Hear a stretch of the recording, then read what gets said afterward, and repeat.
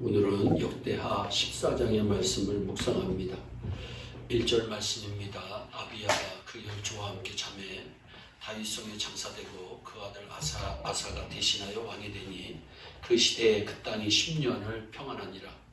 남왕국 유다의 아비야가 죽고 그 아들 아사가 왕이 됐습니다.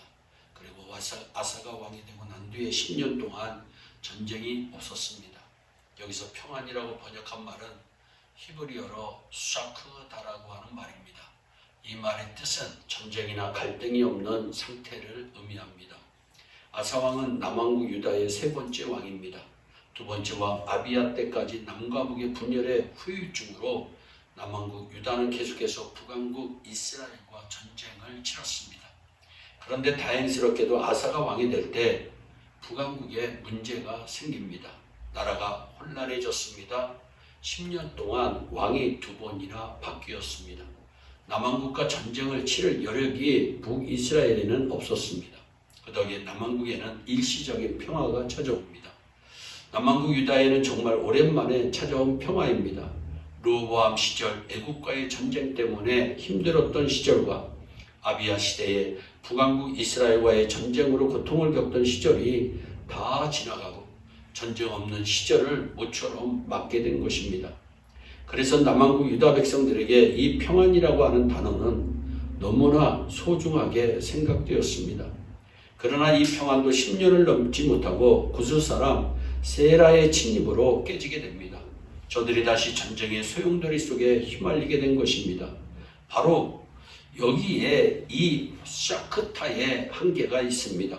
진정한 평안이 아니고 일시적이고 부분적인 평안입니다. 성경에는 이 샤크타 말고 평안을 말하는 단어로 우리가 너무나 잘 아는 샬롬이라고 하는 단어가 있습니다. 이 샬롬의 의미 안에서 진정한 평안의 의미를 발견할 수 있습니다. 샬롬은 온전함입니다. 샬롬은 부분적인 평안이 아니고 온전한 평안을 말씀합니다. 일시적인 평안이 아니고 항구적인 평안을 말씀합니다. 암 환자가 밤에 열이 오르고 통증이 극에 달합니다. 간호사가 달려와서 해열제를 주사를 놓고 진통제를 주었습니다. 일시적으로 열이 떨어집니다. 통증도 멈췄습니다. 이것이 샤크타 평안입니다. 이 의사의 올바른 처방으로 수술이 잘 돼서 이 환자가 암세포를 다 제거했습니다. 더 이상 암세포 때문에 열이 오를 일도 통증이 생길 일도 없어졌습니다. 이것이 샬롬이 주는 평안입니다. 우리에게 정말 필요한 것은 평안입니다. 우리 모두가 평안하시기를 축복합니다. 이 샬롬은 관계 회복에서 옵니다. 샬롬은 하나님이나 이웃과의 관계에서 관계가 회복되어질 때 이루어집니다. 우선 하나님과의 관계입니다. 우리가 하나님께 죄를 짓고 하나님을 피해 도망칠 때 샬롬은 없습니다. 누가복음 8장 36절 이하의 말씀을 보면 주님께서 한 동네 바리새인의 집에 계실 때 그 동네에서 죄지은 한 여인이 향유를 담은 옥합을 가지고 주님을 찾아온 사건이 있습니다.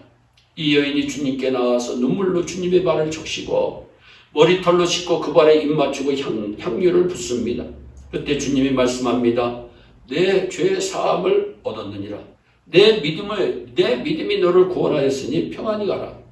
죄 용서를 받고 하나님과의 관계가 회복되자 주님께서 말씀하십니다. 샬롬이 회복되었다는 것입니다. 그렇습니다. 진정한 샬롬은 하나님과의 관계 회복에서부터 시작됩니다. 다른 것이 다 좋아도 하나님과의 관계가 막혀 있으면 샬롬은 없습니다. 그럼 평안을 어떻게 얻을 수 있습니까? 본문을 자세히 살펴보면 유다 왕 아사가 어떻게 평안을 얻게 되었는지를 발견할 수 있습니다. 여기서 우리가 얻을 평안이 있습니다. 7절 하반절의 말씀입니다. 우리가 주를 찾았으므로 주께서 우리에게 사방의 평안을 주셨느니라.